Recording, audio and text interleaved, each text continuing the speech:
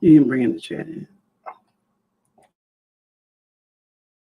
Welcome back to Fox 2 News at 9 a.m. Time once again to get you caught up on your news headlines. For that, the Hamburglar.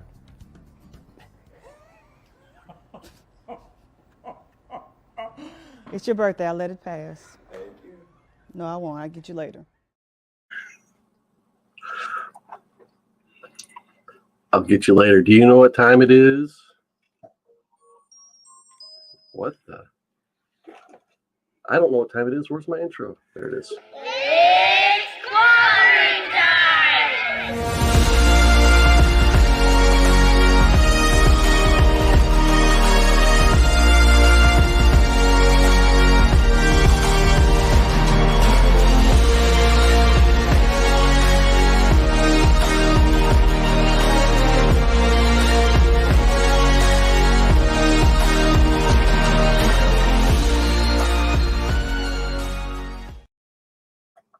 Good morning and welcome to Comic Book Clobberin Time. That opening segment brought to you by the lovely people at Fox 2 News in St. Louis, Missouri.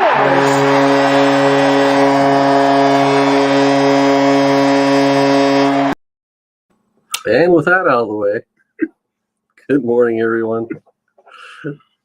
Hey, we've got an exciting show for you this morning, and I'm describing this show as no rails allowed. If I tried to do that, I'd end up like this guy. It's okay. Come a little closer. I'm going to stay over here by Joni. Do they know each? No, hold him tight. Hold him tight. Hold him tight. I am. Hold him tight. I am. Right. I am. You got him. I am. Oh, it's okay. All right. All right, Joni, you got it.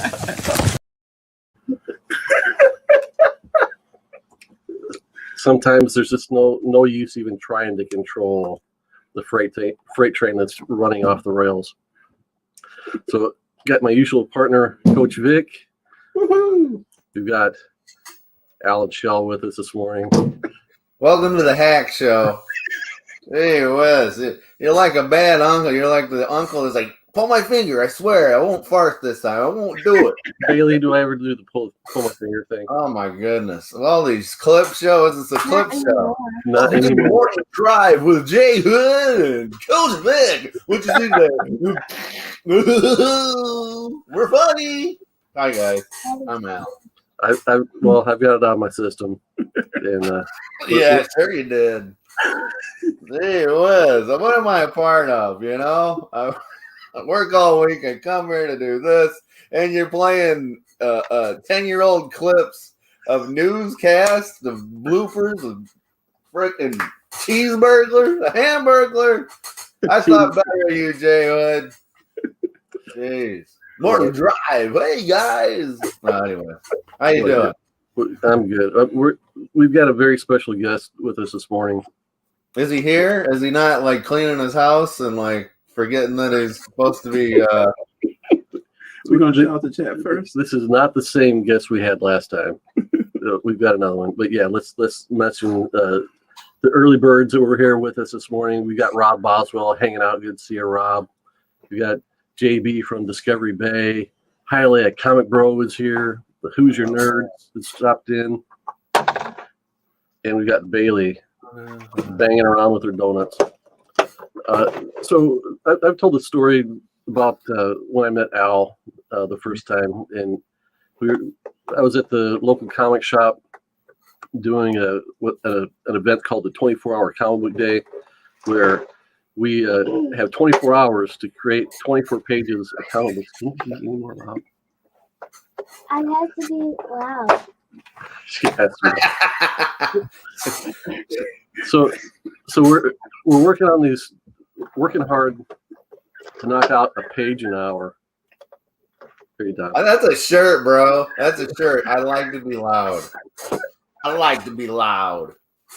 Anyway, so we're working hard to get a knock out a page an hour, and we're probably 12 hours in. It's probably 11 o'clock at night, and these two dudes come in, and one of them's Al, and the other one is our guest Terry Huddleston, and these guys walk from table to table, chat up everybody that they see. Some of the participants they know, some they don't, and I'm just like, if I wasn't laughing so much, I'd tell you guys to get out of here because I can't concentrate on what You I'm weren't laughing. You were annoyed. doing. I was Or laughing. that's just your rested face, annoyed face. So I say all that to get my part of the dialogue out of the way as I introduce Terry Huddleston. Hey, what's happening, guys? What's happening? Just so y'all know, I wanna back up a little bit. I'm the black guy. Al is the lizard that I'm trying in that clip. Like, Al is the squirming lizard. Like, I'm holding it. I got it. Yeah, but so look, That happens 20 times after conventions. Me and Al are like an old yacht rock band. We like Hall & Oates. We come in, we take over the joint. We're a 2-man band. We got a psychic link. Like, and so wherever we go, we're like big, thick mustaches and big hair, just kicking stuff over, That's calling out all another the other bands, asking for dance offs. That's just how we do. We grew up that way. We're popping shirts out today. Who got a new one? I'm like a big, thick mustache. There you go. That is. So yeah, but yeah, man, Jamie is the most reserved. Jamie makes you feel like, no, I won't even say Phil. Let me bring me back that up. Jamie lets you know that you talk too much by how much he doesn't really talk. Yeah, and so if you're like if you're like an extreme talker like me, I'm like the little guy in every Disney movie that just won't shut up, and Jamie's like every big kind of galoot character that just won't, like, he's Shrek. I'm the Chewbacca in the crowd. I'm the Chewbacca. I'm the guy. I'm the interesting guy. Yep. You're not the Han, but that's all good though. Look what happened to Han. Look what happened to Chewbacca. Han got killed by his own kid. Chewbacca's still alive somewhere. I'm just saying, whatever that means to you. Is he alive? I thought that's dark. We just got dark for a minute there, but yeah. Terry is a kind of a traveling artist. If you've been to a convention, especially here in the Midwest, but Terry, I know you've kind of branched out. You go all over the country to different conventions, and I think you were one of the pioneers of the towering display of artwork, where they were like, okay, you can go 10 feet, and you're like, I'm going to go 20. It was 8 feet. Okay, so you were the one that said, screw all the rules. I want to get noticed. I'm going as high as I can, and everyone else since then has followed suit. I'm going to be blunt. So I was going through a lot of emotional upheaval, and I'm going to use like an enlightenment word, a reawakening. And what I realized at the time, Comic-Con was just part of the way for me to express this newfound information, is I got to start doing stuff like white people do stuff. And white people don't be asking for permission. They don't be like, oh, well, white people just do stuff and then say, this is how it is. Like, yeah, we took your stuff. Yeah, we built the thing on it, but what you gonna do? And I literally looked around. I was like, I'm about to white people Comic-Con. I'm gonna get all these people off my land, and I'm gonna take over this whole territory and plant my flag on it. And guess what? It worked. Yay, white people! Your plan actually works. Just take stuff and then like rewrite the history books. So it's like, no, I was meant to have this. Like a deity upon high told me to go 20 feet high. And so what are you complaining about? No, so the real story is I actually saw Styling Comics. It was Styling T-shirts, excuse me. Yeah. And they at that time had this huge mega tower that was, no matter where you were in Comic-Con, you could see it. And I'm a petty, jealous guy. I'm easily riled to jealousy. So I'm like, man, I want that. Like, I don't want to be lost in the crowd like the rest of these guys. I wanted to have what Styling has, even though it was what would be called an exhibitor booth ecosystem. And I was at Artist Alley. I was like, I want to take some of that. I mean, even if you remember early Wizard World when they used to have Marvel and DC out there, and DC would hang this giant 50-foot banner from the wall, like, you can't miss it. And so people kind of, not that you were, but people kind of give me crap like, oh, you had. I was like, dude, I'm just learning from being a mom and pop shop next to downtown New York. Like, you kind of get the point after you see all the skyscrapers grow up around you, nobody's gonna notice you. So yeah, that's where that came from. Just pragmatism, really. I'm trying to make money. I ain't here to,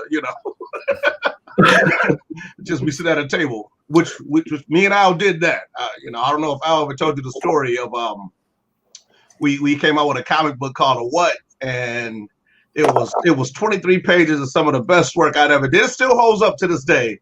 Nobody wanted that book. Like, I couldn't get that book away. And $5. And so I started doing commission work, draw anything you want within reason. And all of a sudden I'm making money. I'm like, okay. So I literally abandoned my dreams instantly, being like a comic book artist, and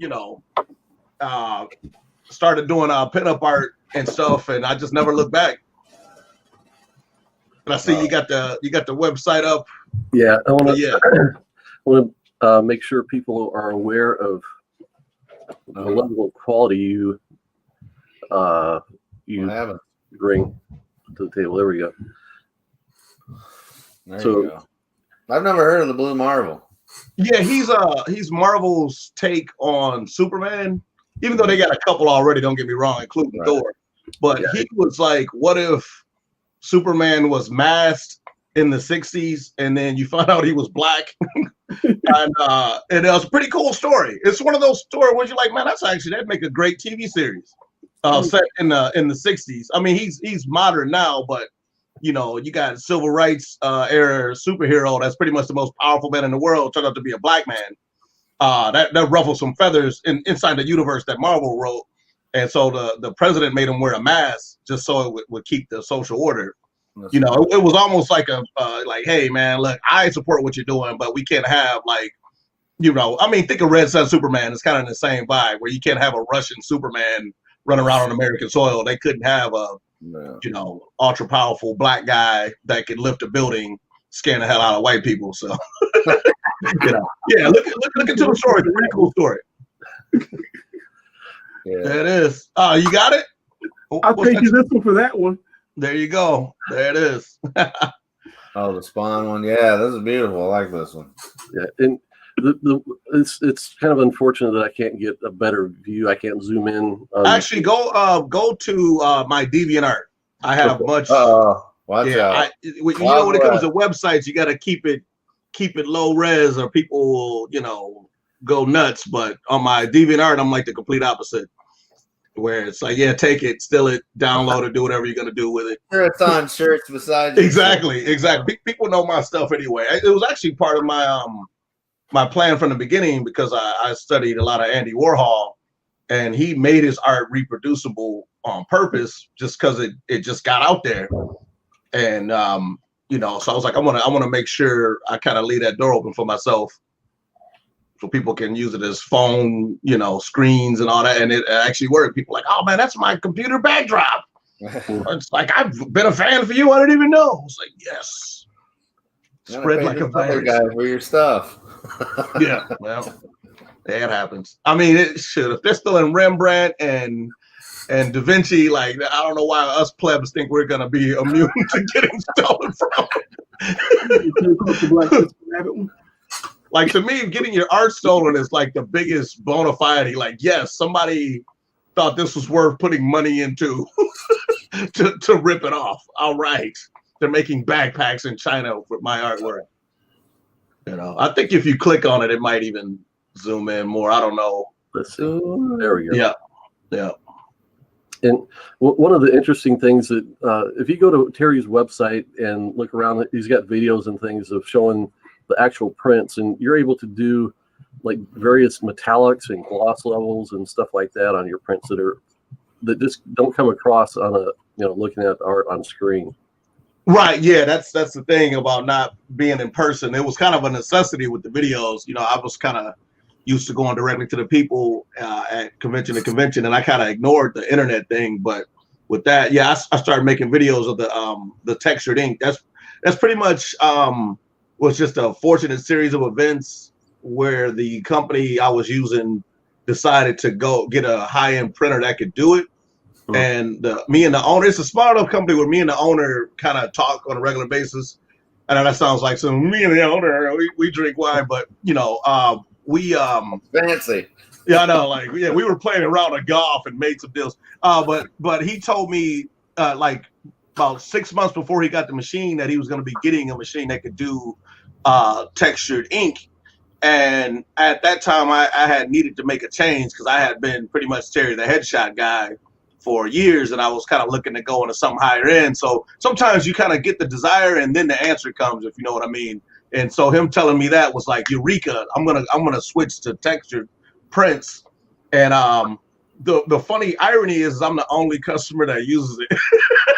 Like, out of the whole company, like I'm the one customer that uses the textured ink, and it's like I feel kind of guilty because it's like, you know, if they ever want to switch machines, it's like, dude, you'll murder me, you'll ruin everything I'm into. But better watch out for that, because if they don't have anybody else doing it, they're definitely gonna. Well, you'll keep them in business. Well, it's still a high end printer. It's like a Corvette with a nitro booster on it, and just like, you ever see the cars where it shows white people mudding in their Jeeps in the desert? Like, y'all don't do that. Like, y'all, you know, I'm the one guy that's doing the mudding in the Jeep that I bought for my 5 kids, you know, or something. You know, it's like, why are they showing these soccer moms doing donuts in the middle of Siberia?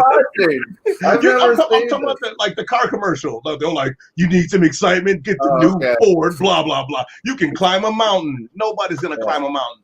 I'm the one guy that's like, I'm going to take that Ford and climb a mountain with it. And that was my Lumina, but it broke down. Man, dude, if I saw a souped up Chevy Lumina commercial where they got you doing, like, you're running from the cops and doing donuts and doing some baby driver stuff, that would be amazing. I'm gonna make it like something from Mad Max. And I'm gonna come down to your house. Dude, a Morton Joe would run your ass over. Mediocre.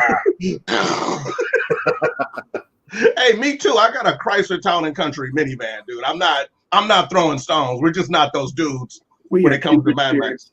Yeah, so there you go. All right, Tony, I do have a question right quick. What are metallics?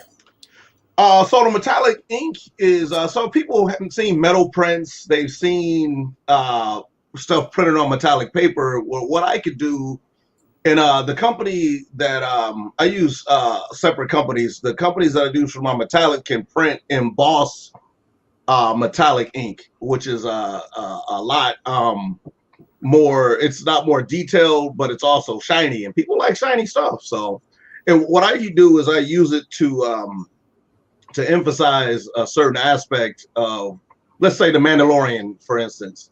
Like I'll do a shiny underlay, and so when the light hits it, it literally makes it look like physical, like metal on a page. And so it's a little bit different than a metal print where everything's metal, so it kind of defeats the purpose. This, you can pick and choose what you want to be metallic and what you want to be, and you can pick different material. So I could do gold, silver, I could do purple, you know, but it's also metallic as well. One thing I like about what you're doing is you've done this thing where you do like variants on kind of one piece of art, and you'll recolor it as different characters. Yeah. And so on the screen now in the middle row, we're showing the Jessica Rabbit series, where you've got your basic, you know, Roger Rabbit version of Jessica Rabbit, and then you've turned her into other ethnicities and even other characters with the Storm here in the side. It was one of them things where, you know, when I definitely give Al the credit for this. He kind of, years ago, like we went down the variant rabbit hole, and so it was always something like, wouldn't it be cool if blah blah blah was kind of, you know, we were always doing amalgamations since we were young and had 6-packs. So this is just a natural outcrop of that same impulse of like, hey, what if we mash 2 universes together and did it? And Storm Jessica Rabbit is one of those things that don't make sense until you see it. You're like, dude, that works out perfectly. You know, but I'm not gonna do like a Black Panther Roger Rabbit though. That'd be but out of that series, the one that went over, the Storm does well, the classic does well, but the one that took the cake was the goth version. The one that pretty much, you know, I call it the Morticia version, but it's really just a goth version of Jessica Rabbit, where, you know, she's rocking the all black, and that one just hands down just really took off. So you never know, you know, which one's gonna be that one right there was the one that, and even when I saw it, was actually an accident. I went to color something black, and then the whole thing went black, like the hair and the dress. I was like, boom, like that is sexy. I'm not even gonna try to downplay that. I just got a suggestion I'd like to see. Maybe The Bride of Frankenstein as Jessica Rabbit. Oh yeah, I dig that.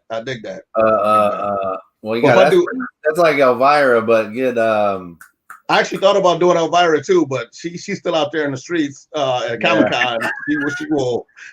She will find me in bodies. What's funny is it's hard to recognize her out of makeup. So like you be talking to her, you'd be like, "Man, what do you want, lady?"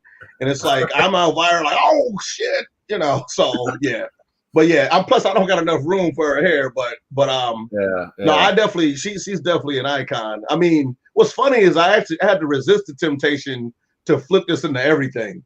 Like it'd make a great Jean Grey. It'd make a great every sexy character that's ever existed. You know, Lily Munster. That's what I was thinking. There you go. I'm actually working on a Betty Boop and a Little Red Riding Hood as well. This is part of a series of like, hey, remember these sexy cartoons that? Because we make fun of anime kids, like look how much sex is in their cartoons, and then you watch early American cartoons, you're like, oh right. You literally got wolves having boners on TV. Like, you know, they're like, you know, losing it. So like it's like easy for us to throw stones at the perverted young generation that's watching anime, and you realize that they were all influenced by the stuff we were watching. I mean, look at it's funny once you notice it, you're like, man, there was a lot of sexy females in early cartoons, and not because I was making it so like they were cast as like, look at these curves and they're digging in their boobs and pulling out, you know, guns and money. I'm like, Olive Oil. She was hot.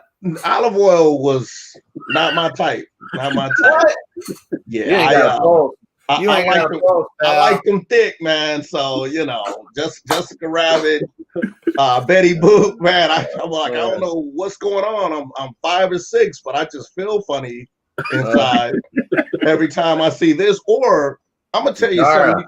I'm gonna tell you something you should not watch as a grown man, because it's too sexy. It's 66 Batman. Them girls is way too hot in that show. Even like the background henchwoman, you're like, damn. The women in the late 60s, early 70s were the best. You got Batman. You've got original series Star Trek. Yeah, they are in their late 70s, early 80s. So you can, yeah. Look, we all get old, man. So I just wanted one woman to get ugly with, and I got that. So now I'm good to go. You know, I don't even see how these guys they get like remarried to young girls. I'm like, man, I got a hog body, man. I'm not gonna do that to you. I'm not gonna be like with you, like, hey, look at me, look at her. Yeah, we're compatible. Like, no, I want to be fat and ugly with my fat and ugly wife. And I'm fat and ugly too. I'm just saying, compatible uglies, man. Like, no asymmetries. How dare you say that about Leah?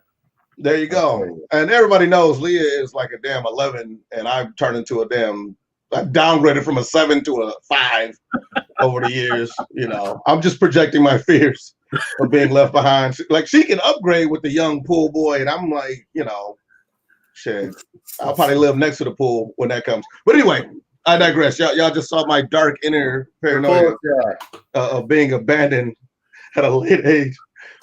Good morning, Ben Cochran. Thanks for joining us. Now, do your kids do art too? Yes, they do, to different degrees. I wanted to be a cliche, but also avoid the cliches of the dad that pushes his kid into stuff that they don't want to do, and so then they rebel, and you know that. So I kind of did a more of a Jedi. I saw what their aptitudes were, and then once I saw, okay, like they're putting a lot of time and energy into this, whatever it was, then I started dumping money into it. Usually 12. Or the only reason I use 12 as an arbitrary number is because that's what I decided to do what I'm doing. And it stuck, obviously. Like, I've never stopped doing it. It's a weird age to make a lifelong decision. But unfortunately, in my opinion, I feel like for a lot of highly advanced skill sets, if you don't make that choice when you're in your, preteens, it's a pipe dream. Like, you can't be, I know you could do anything in America, but you're not going to be great if you're 42 and you just start to pick up a pencil and draw. You're going to be okay, but you're not going to be like you're not going to have a PhD. You're not going to have your 10,000 hours in Right. And you can get them in, but you're going to be like, 52 if you're 42. Whereas with children, they have more time in a day than we got.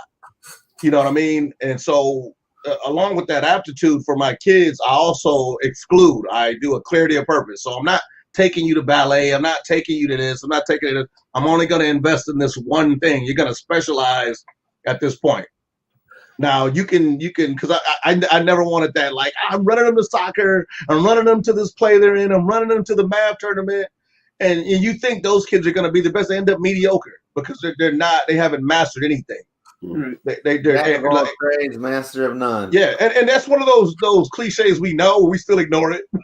It's like, I'm a little bit of a plumber. I'm a little bit of a but like, I'd rather have a master plumber and a master carpenter than a guy that's like so-so with all of it. You know what I mean? And not that you can't master multiple things, but I notice in life, if you do master one thing, people give you credit for the other things. Like, I'm a crappy writer, but I'm a really good artist. So people assume like, maybe he's pretty good. I mean, he's a good artist. I mean, maybe his stories are good. Like, no, these stories are crap. You'll never know, So more doors open up once you show a skill level that's beyond what people can reasonably consider themselves to be doing. I'm talking about the layperson, not other comic book people, because we're the worst when it comes to like, hey, if you're an artist out there, never show your art to other artists. Okay, don't do it. We are like it's like a up and coming supermodel or showing their picture to other models. Of course they're gonna be like, no, this is ugly, you're a little too fat, and you need to working, and they're gonna make sure that you don't get into the ecosystem. Never show your art to gatekeepers. You find a way to break into their universe and rob them blind and what you're robbing is the love and adoration of the direct people. Because our customers aren't the supermodels. Our customers are that short, fat, bald guy that drives a Camaro to compensate for his lack of looks and other things. That guy thinks you're hot. That guy will give you anything you want because he just wants to be around you. So don't try to impress other artists. Impress the fans of those artists. Is who you're looking out for, because I just noticed there's huge gatekeeping when it comes. Every community has it, no matter what it is, and then the people that they do endorse. Let's take American Idol as another example. Like, you never hear from these guys. Like, he's the winner of American Idol, and you're like, what's his name again? Where the third and fourth and fifth runner up has got the hit album because the fans love him, right? Because he's actually got talent and skill that appeals to the various desires that American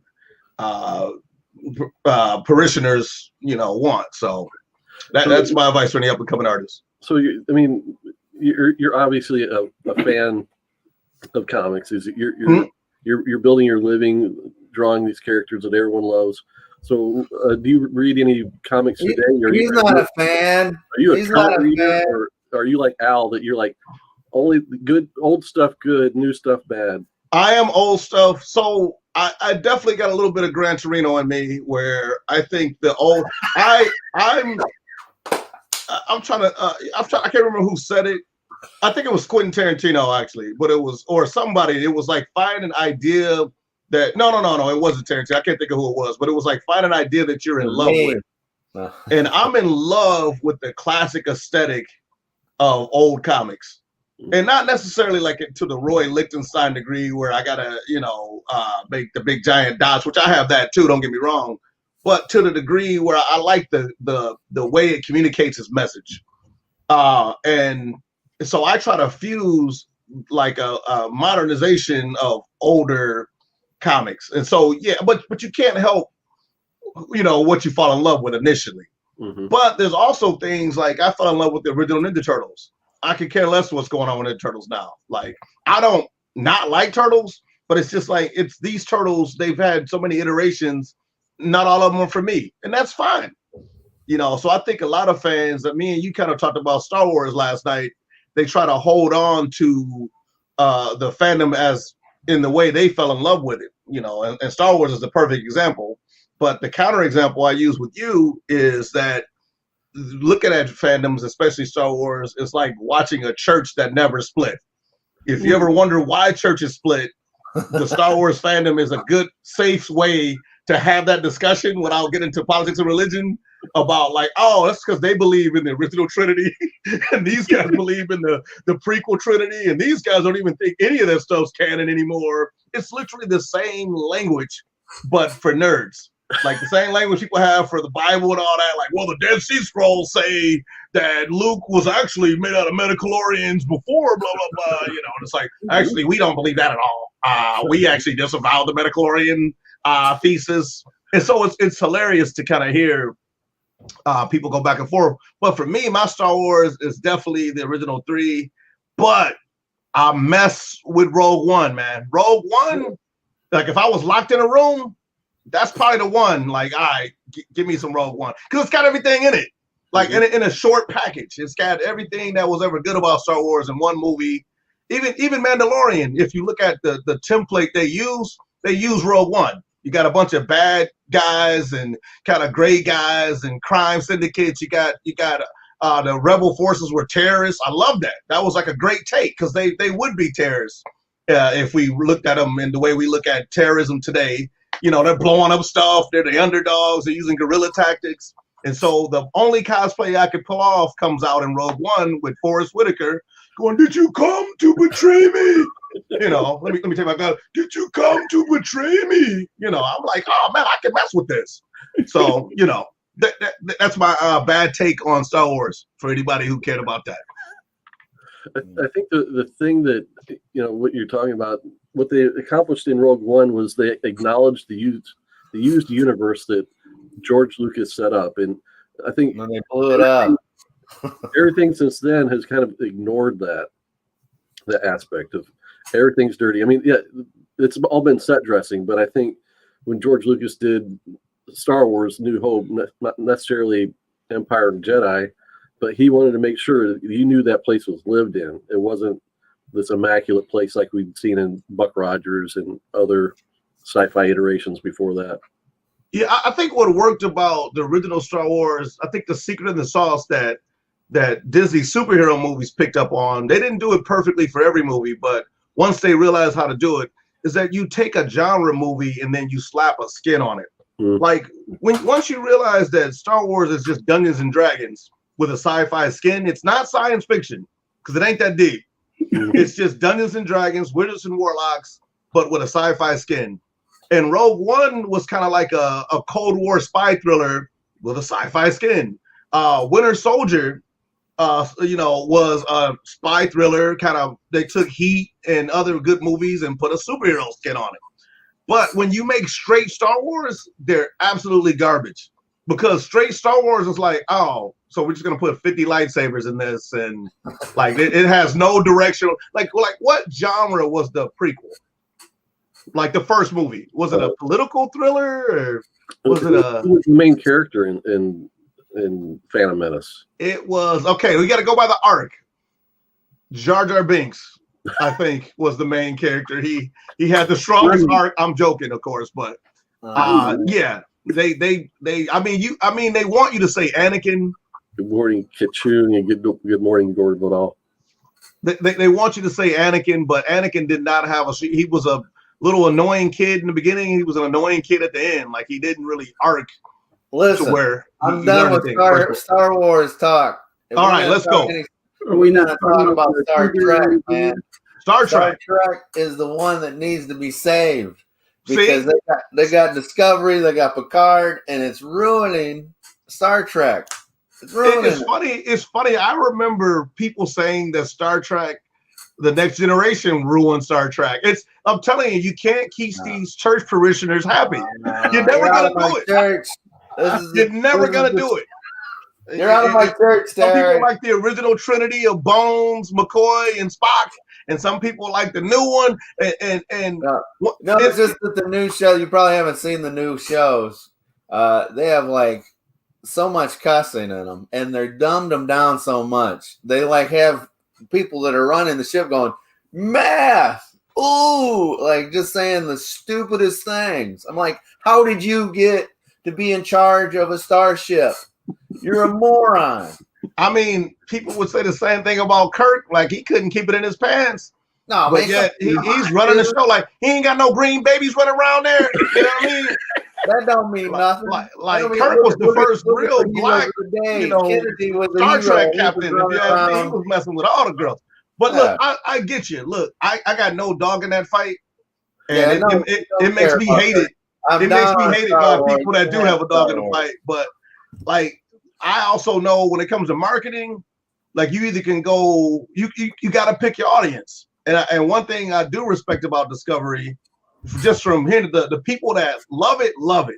People that hate it, you guys are outside of the club. Y'all don't want to get in. Y'all like let them have this stupid, woke, diverse, No, I don't mind that. I don't mind that because that's all Star Trek was, man. You go back in the day, it was woke before woke. It was. Okay? It definitely was diverse before diverse.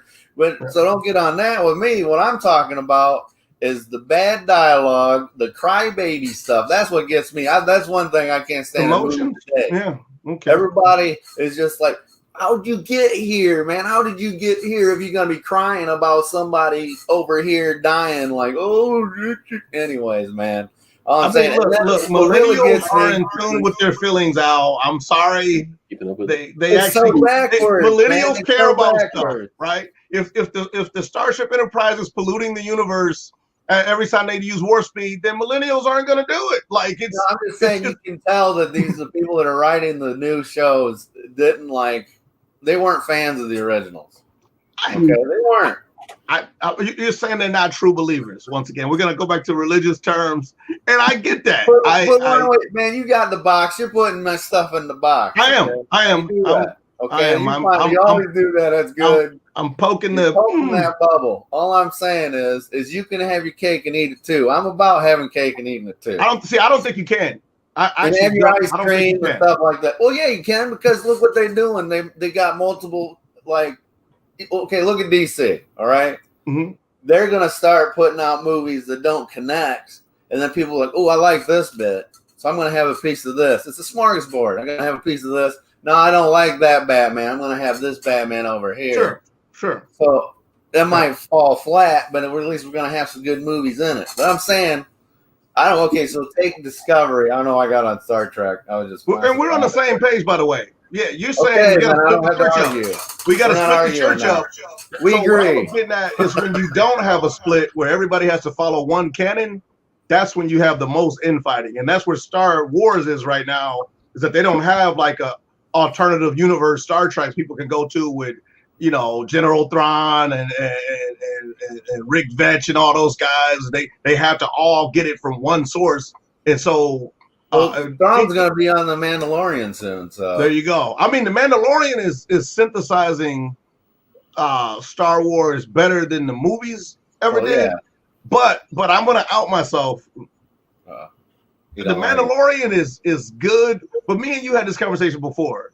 It's like if somebody had like a really crazy relationship and then they get with somebody safe and boring and people go, man, she's way better than his ex-girlfriend. And you're like, well, she's all right, but she's not like, as good as you think she is. She's just not bad.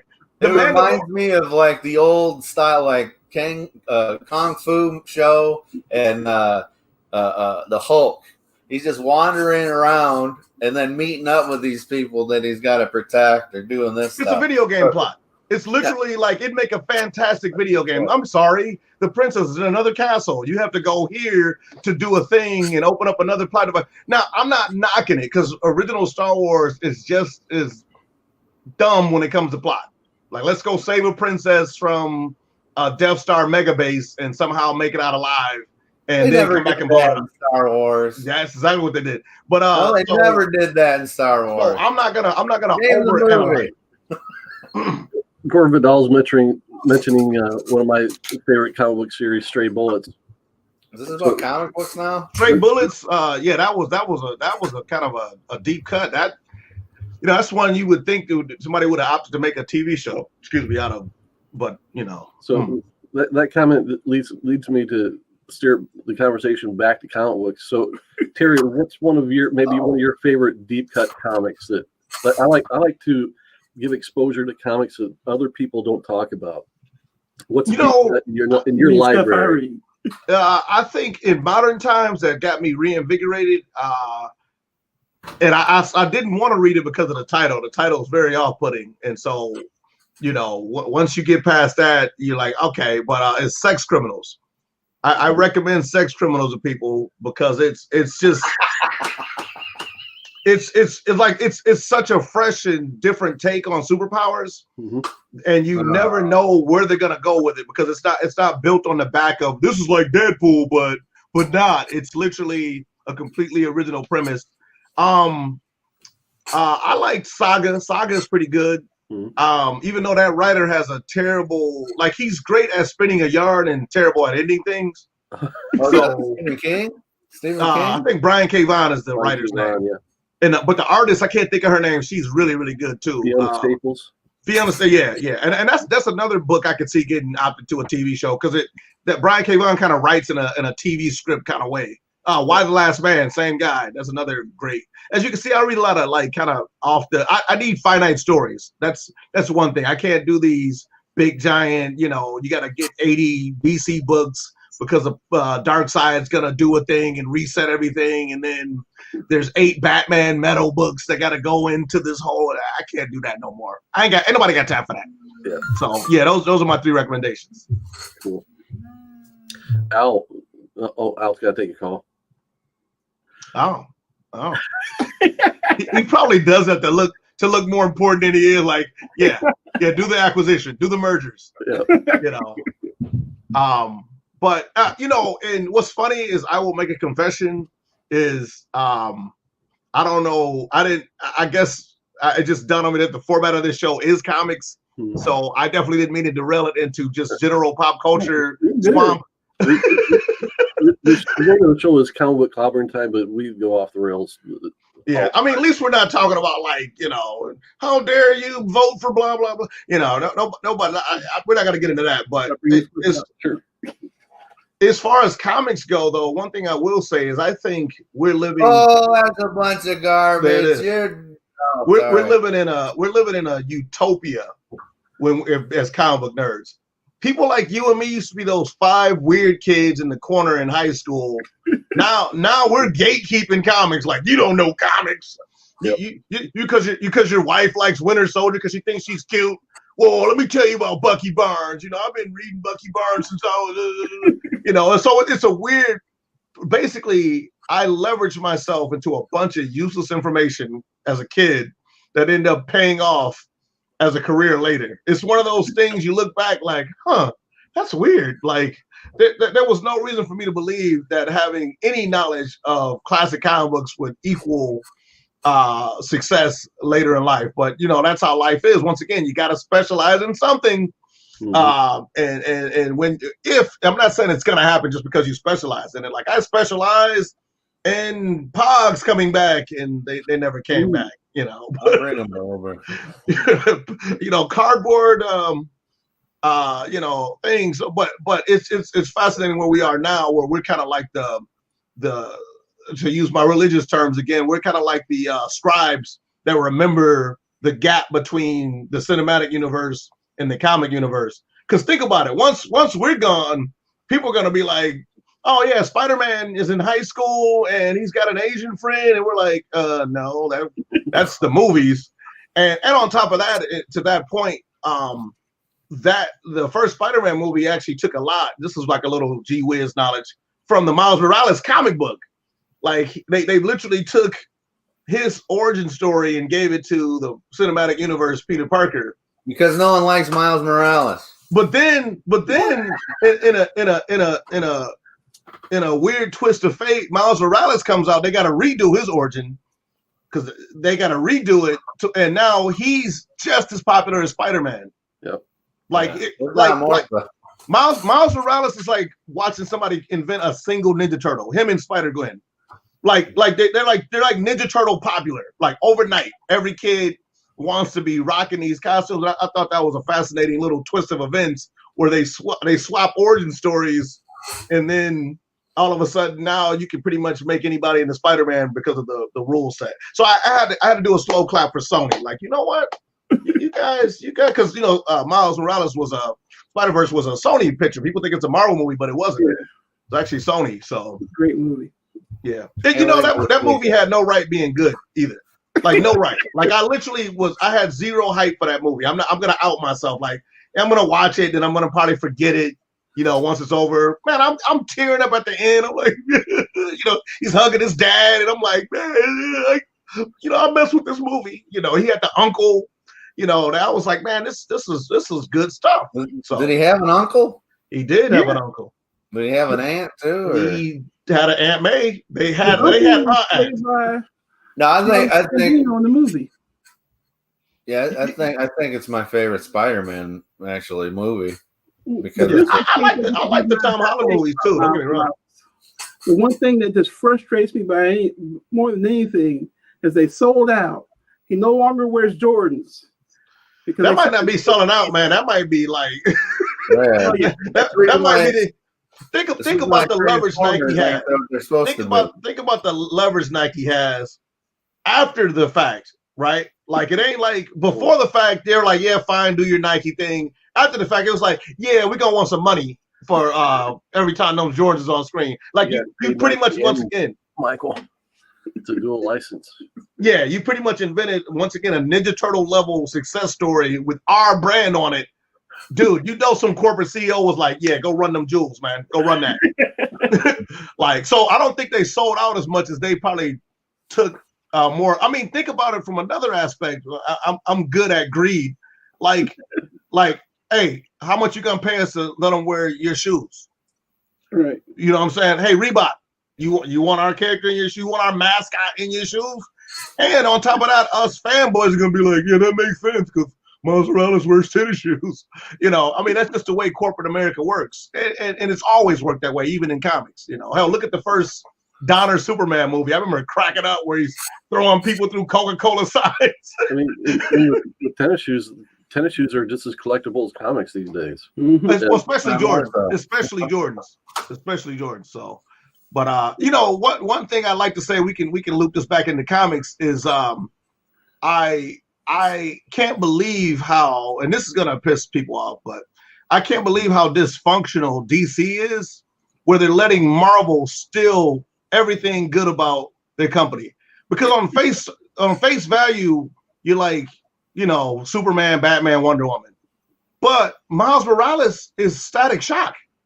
Like he just is.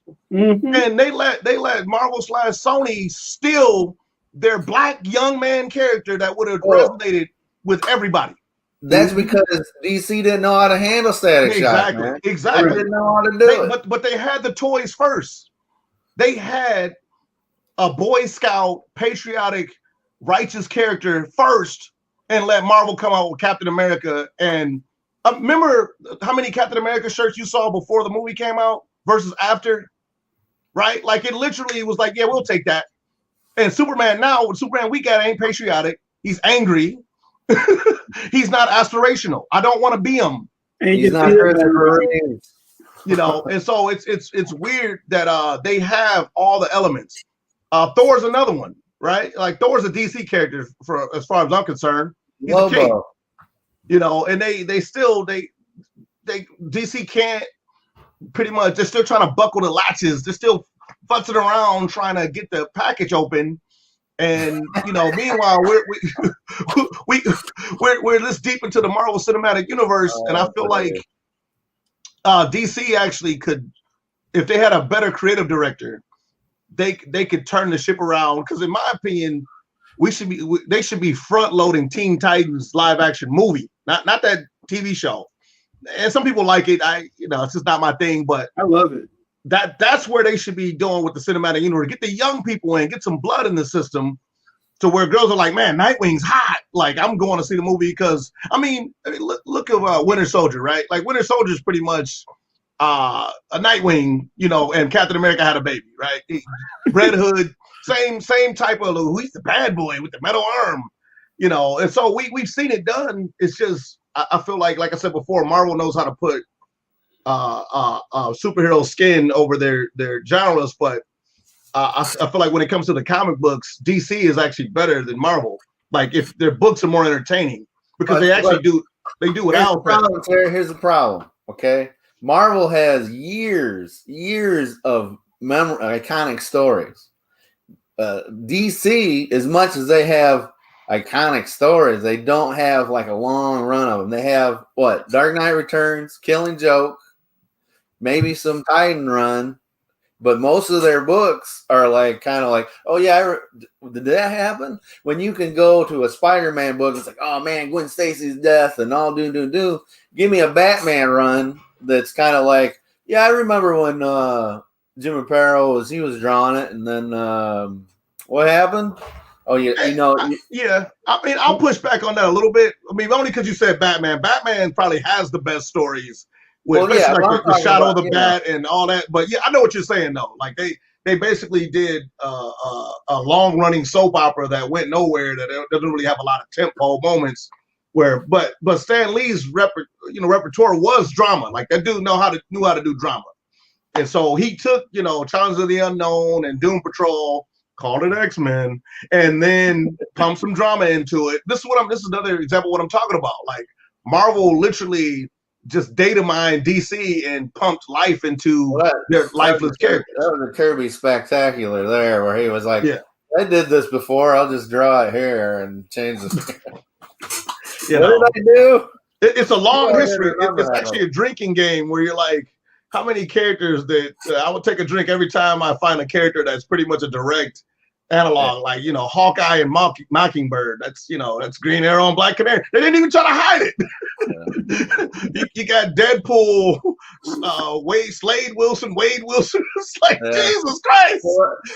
Yeah, all that was Rob Liefeld going, "Hey, I got these characters I was gonna do for Teen Titans, and they didn't want me to do it." So. But once again, he took it to the right place, and I mean, a lot of that goes to the writer of Deadpool too. I don't want to give Rob too much credit, because Deadpool in the beginning was literally supposed to be taken seriously, like he was a serious. It was Joe Kelly that developed his personality and all that kind of stuff, and even writers after him. Fabian Narcisse, I think is his name. But I don't want to spark that debate. But let's debate it. The history of comics is so fascinating because it parallels the history of America, down to the segregation, down to the integration, down to the type of stories we were telling, down to the corporate interests in comics. Because I feel like when it comes to, and this is kind of the theme of what we've been talking about, when it comes to the past, we kind of have this implied purity to whatever it is we're into. Back then, blah, blah, blah was more pure, but it really wasn't. It's just you were too young to take in all the information to perceive it for what it was. So when we were growing up watching Wonder Woman and Incredible Hulk on TV, we thought that's because, right thing to do. They're like, no, it's because it's making us a lot of money. we don't care about you nerds. It's just people like watching this chick run around in a bikini and jump up buildings. And I mean, Linda Carter, man. We talk about them full figures, yowza.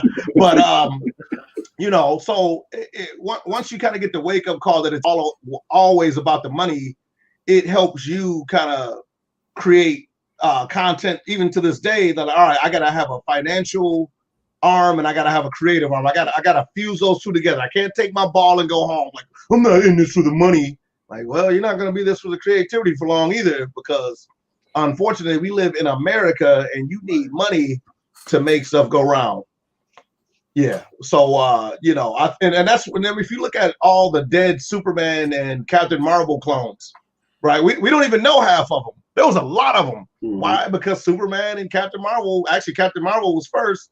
Talking about Shazam, for those who don't know, made a lot of money. And, who owned Shazam at first? Was it Charlton? Fawcett, yeah.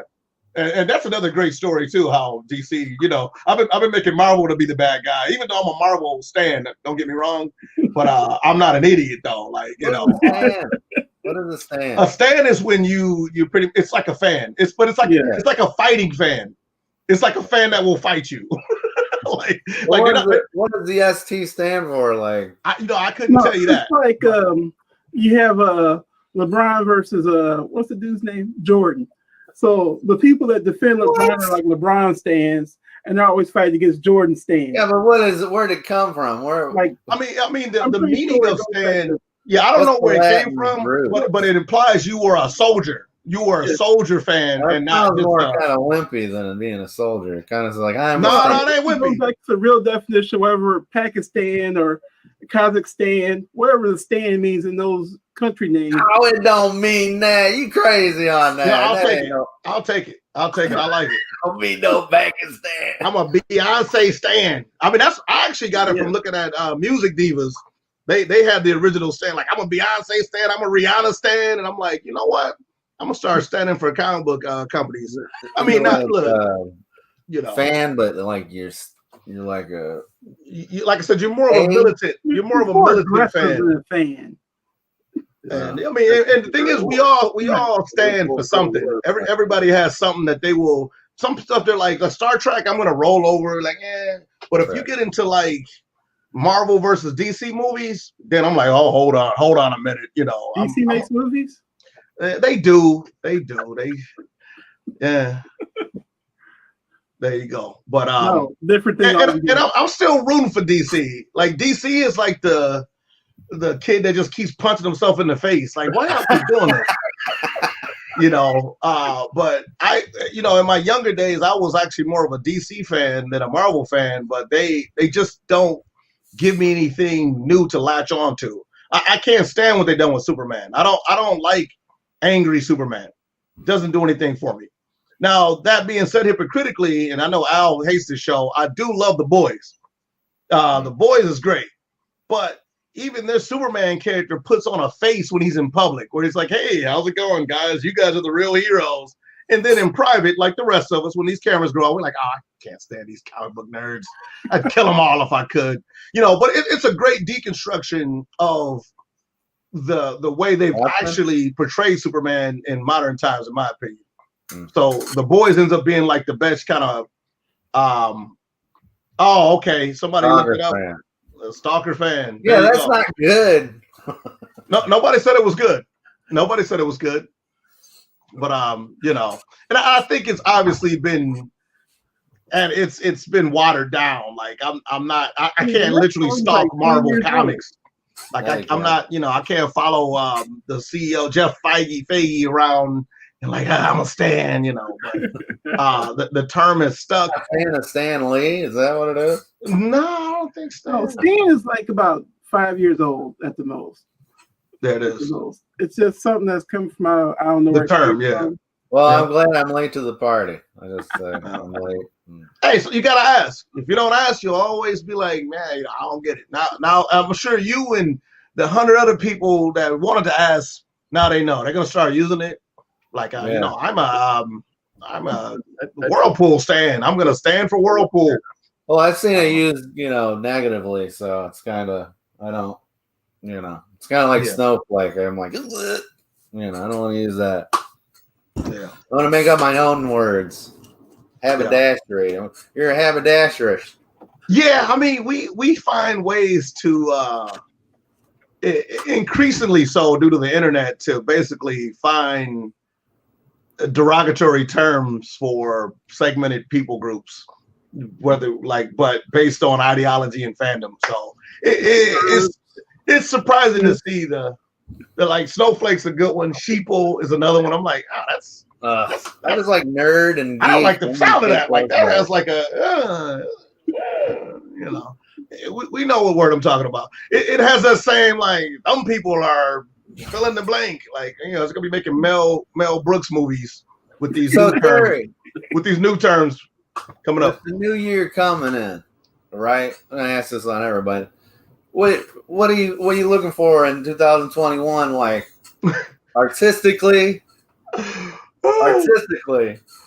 No. Yeah, I've already. So this is 2020 was the first time I basically got a chance to stop and smell the roses in 12 years, and basically I'm looking for more of the same in 2021. I've been taking my time with my art pieces, and we talked about the corporate side, but now it's kind of I get to navel gaze and do the artistic side and take a little bit more time. And put a little bit more texture into the pieces. So I'm looking forward to basically having more time for the process. And I think the forced vacation was good for me. I know it wasn't good for everybody, but I'm a workaholic, so it was good to kind of get my priorities straight. And I know I'm looking forward to cutting processes in 2021 and into the future because I'll be happier. Like, I don't need to be doing that. I don't need to do this. Need to be doing more of this. So I'm looking forward to traveling again, but for fun. Like, I want to just go to Hawaii just to go hang out with the wife, do a bunch. I'm enjoying the nothingness. I guess. Whereas before, when I had, when society was functioning properly, like I couldn't appreciate nothing. But now I'm like, you know what? Nothing's good. Like I'm gonna sit on the couch and watch TV all day and see what happens. And then when I do get back to the art, I'm actually more creative and my brain's kind of relaxed. So, I'll see the benefit of taking a break every now and again. But yeah, so I'm looking forward to 2021, 2022. I got some cool new products coming out on that metallic front. Got a Thanos and I got a Power Ranger set that's going to be done. They're going to be the Power Rangers are going to be 200 each, and the Thanos is going to be 400, and it's going to be this nice 20 by 28 metallic gold gauntlet. It'll literally blind you. It's going to be so shiny, and all the different infinity stones will be upraised, so you'll be able to actually see them extruding from the page. I'm looking forward to doing that one. And other stuff like that. Actually, you know what? I don't know how long this lasts. Like an hour? Is it almost over? Give or take. Yeah, we go over. Because I think I can do a screen share. Yeah, you should be able to. Let me ask you: did you ever finish that Juice and Thunder Lager that I never even started. I'm pretty much. I took your money and I hit it like a tough patch, and Al let me. But I was like, I'm gonna draw you whatever you want. I never did. I'm a deadbeat person, so no, I never finished that. Right now, I'm working on this Thor piece, and some the ladies like them without the helmet, but I like them with the helmet, so I kind of got like a variant there. Is this what studio is that? Clip or? Yeah, that's Clip Studio. Just got done with this one. That was a fun piece of work. Captain Marvel, Ms. Marvel. Yeah, this was a commission. This is another $400 piece I'm working on. That's awesome. I got a long way to go. I still got to do a lot of shading and whatnot, but this is all going to be metallic, so everything metal is going to be shiny and reflective. This is another random commission I got. See if you can guess who this is. That Fight Club guy? Nope, that's a good guess though. Is that Blade Runner? Yep, Ryan Gosling. Long as you got it in 2. If you don't get it in 2, then I'm pretty crappy artist. His name, but I knew what it was from. No, it's all good. But here's the Power Rangers I'm working on. You got the Gotcha Man Battle of the Planet characters? I don't. I never did a single one of those characters. I know we talked about it. We had a long Frankenstein list. And these are still in the early phases too, but I'm doing the a lot of people don't know that a lot of the other Rangers had the Green Ranger shield, and this is like Power Ranger dorkery, but I'm doing all the Rangers, even the female characters with the gold shield. And then once again, it's going to be metallic. It's just an excuse to do something shiny, to be honest with you. And I got that coming out, but yeah. So I've done a thing now where I basically kind of work on a bunch of different things at the same time, and it kind of helps me kind of get a break from stuff that I'm getting bored with. It's like, all right, I'm bored with that. I'm gonna go work on this because I don't really have any deadlines. This is a Metal Gear character. And then I work on different genres too, instead of being stuck in one thing. It's like, let me bounce back and forth. But the only problem with the format that I use is hard to do thick boys. So anytime I got to do like, a Thanos or Incredible Hulk, like I gotta cough, I gotta put my money where my mouth is and pay more to get them printed. But other than that, stop screen. There you go. Boom. So yeah, I got a lot of stuff in the hopper. Plus, I get a lot of commission work too. So I just been basically sitting at home being a skilled laborer.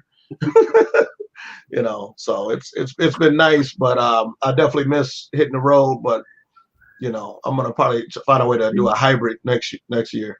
Do you do any anime? Yeah, I do a ton of anime. Yeah. Like an All Might or something like that done? I do have an All Might.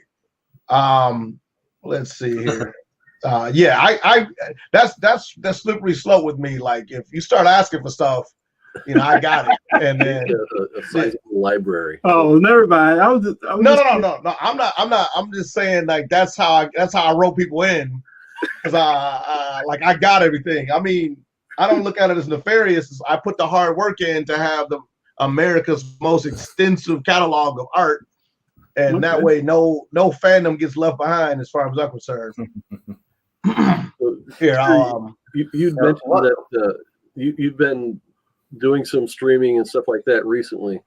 Yeah, I've been just kind of like we're doing now, where I'm just a guest on a thing. The only reason I don't set up my own thing because I don't even want to be my own boss in a sense where I got something I got to be beholden to. I want to be able to do whatever I want to do when I want to do it. And if I set like I'm going to be, doing this every Sunday, then I'm going to forget. I'm not going to be there. I'm not going to want to feel like doing it. So I'd rather take whatever the desire calls for, then I'll, so yeah, anytime you guys want to do something, let me know. I'm always sitting here drawing anyway these days. So, but yeah. All right. Nice. All right, cool. Well, I think we're gonna wrap it up there. Cool. Hopefully that was something. It wasn't a busted hour of misinformation and divergences into Star Wars versus Star Trek versus something else. We gotta figure out. Oh, DC versus Marvel. Hey, little boy. What's funny is Al proved exactly everything I said about how all you gotta do is put like Catholic robes on them. It's like, no, from our point of view, like I loved it. So I was like, yeah, keep talking. Like, yep, that's exactly. We just what you got to do is set up rap battles between the different fandoms. So you gotta do that one. Terry is always available for commissions. I put his website in the description. Okay. So. I see Black Manta. Black Manta is definitely on my long short list. Yeah. So yeah. And I will say that I was just going crazy because I knew I'd make good stuff. Oh, so. No, it's all good. It's all good. I know. I mean, I'm just showing this. A lot of people were probably freaking out, but I'm just like, me and Terry do this all the time. Oh, so. Yeah, dude. We take turns where he's the sane one and I'm the insane one. Man, one time, we got to get the heck out of here, but one time we had an 8-hour drive to the middle of nowhere, America. And all we did is take street names and turn them into Italian mobster names for 8 hours. Like, my name's Tony Mantino. And we, but the thing is, the trip went by like that. Yeah. Because we are two insane cats. Crazy. So crazy. Yeah. Anybody that's ever taken a road trip with us knows. In the middle of nowhere. It's a place called, I don't want to say what it is because I don't want to offend anybody that's from, I live in South Bend, Indiana, so I'm from the middle of nowhere, right?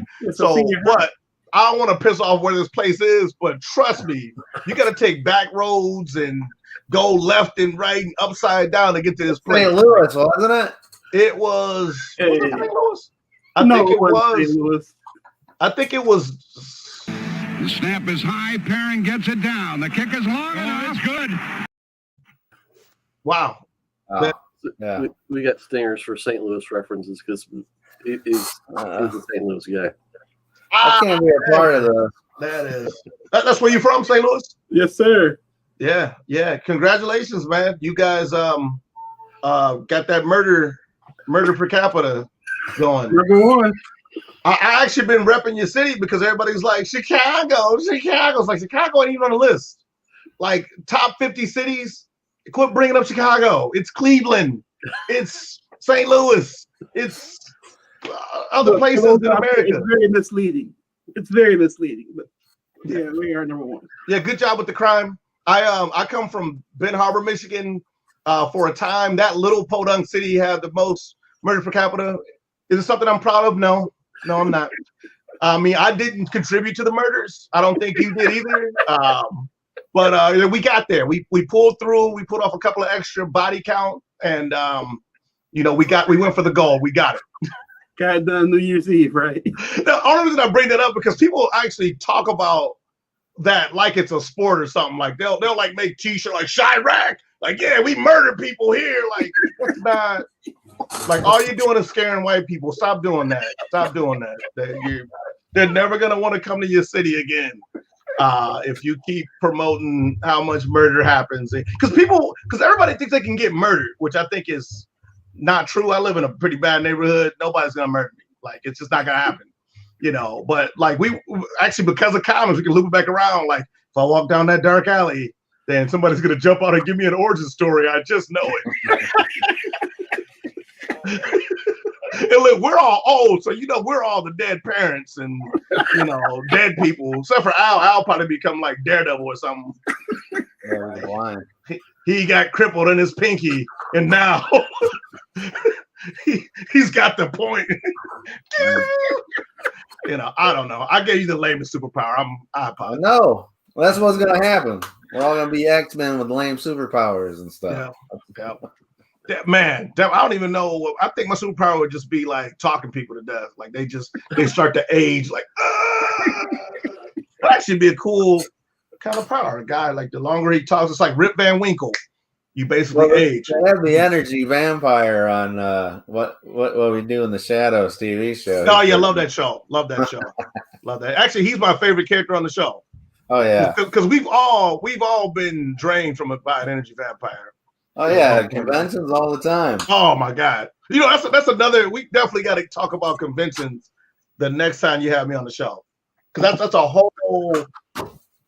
That world is great. I love it. I have like 10 convention questions prepared, but Right. Oh, Terry ran with the football right there. He got the ball and said, "Woo!" I tried. Now you can see what happens is you think I talk too much. Then you bring Terry on, and this is why I talk too much, because you can't talk when Terry's here. He's got his stuff. He's got his goodness. I got material. I got pre-planned material.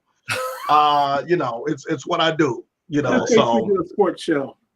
Yeah. What's funny, man, is I used to be all up on sports. I don't know nothing right now.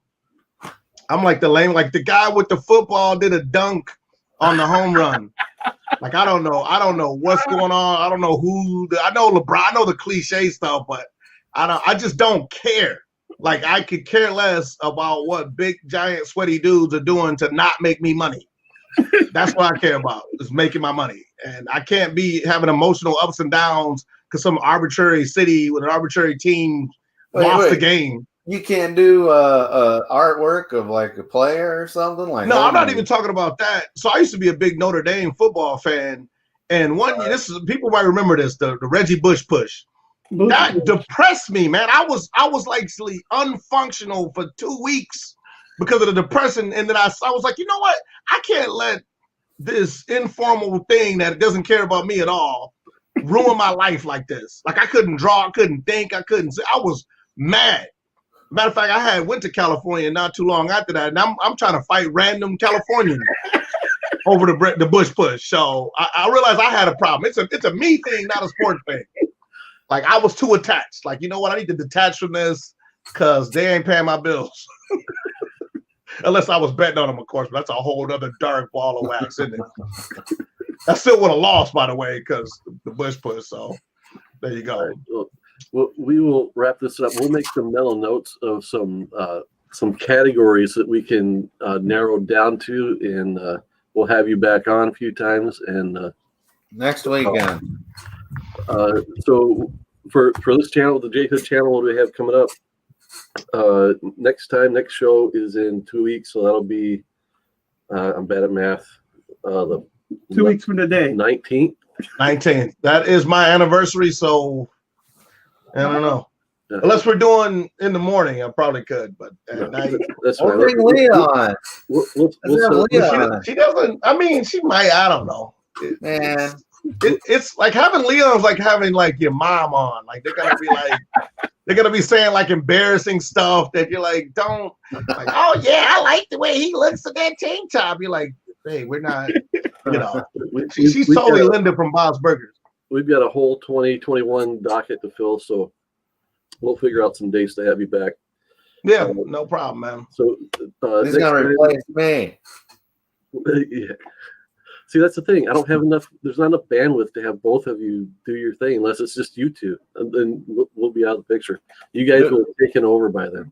Do our thing. You know, I just realized after you said it that we look like rival fucking Afro and the white guy with the gray beard. Like me and Al needs to pop into my screen, and there's this weird symmetry here to both of us. And so Jamie's like we got you two replace. And I'm like, damn, we do look like a sexier version of those two, Al. Let's start a wrestling fed. We'll get a podcast Let's going. do a wrestling fed and take those jokers out. Yeah. Go for you, brothers. It's like Highlander. There can be only one Afro person per screen. I ain't getting my hair out. I'm getting a haircut this week, I think. Don't do it, man. You cut your hair, you'll be a regular person, man. I haven't got a haircut since before. Keep it big, man. You don't have big hair, nobody cares. Now when I cut my hair, I start to look like Lou Ferrigno's wig from the Hulk, man. Oh, man. Don't say that. Okay. Next time on the show, don't let me have to mute you. We'll do our year-end recap, and we'll go over some of the books I picked up this year. What? The highlights from having Al on almost all year with us. Oh wait, listen a minute. Hold on. I got a Christmas miracle favor to ask of you. Okay. Next show, no video clips, no 10-year-old bloopers.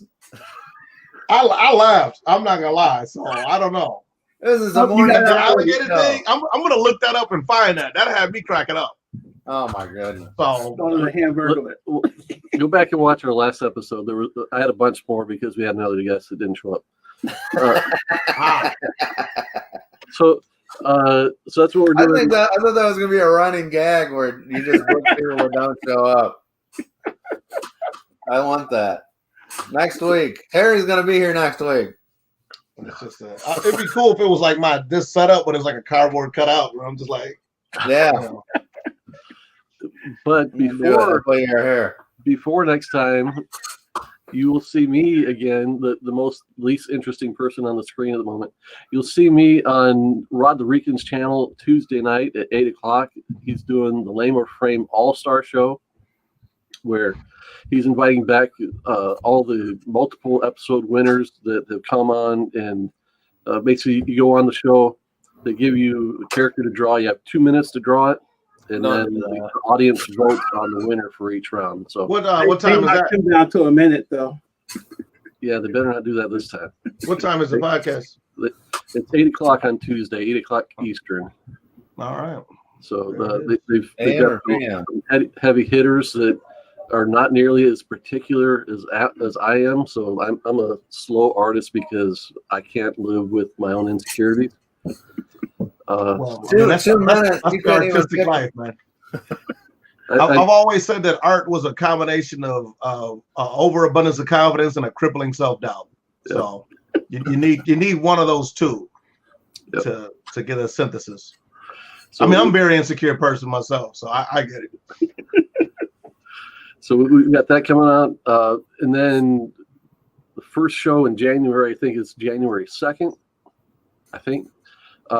We'll have Nick Havert on, who was our no-show guest from last time. So he still looks like RoboCop. No. Yep. I don't know. What's funny, he is a cop, and he looks like Peter Weller. Like, come on, dude, do RoboCop. So tell him I said that. We will see you next time. Remember, on the J Hood Creative Channel, we remind you to keep your priorities straight. Faith, family, comic books. We'll see you next time, guys. There it is.